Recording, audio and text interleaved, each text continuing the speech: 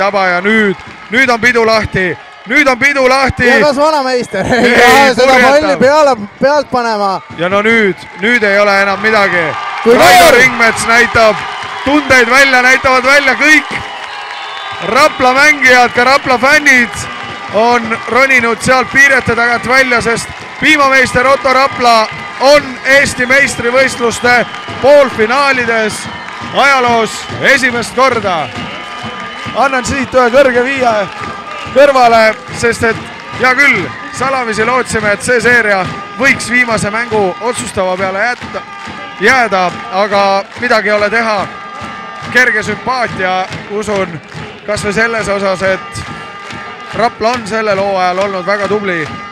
Ja olen sinuga nõus ja üks väike huvitav fakt siia juurde see,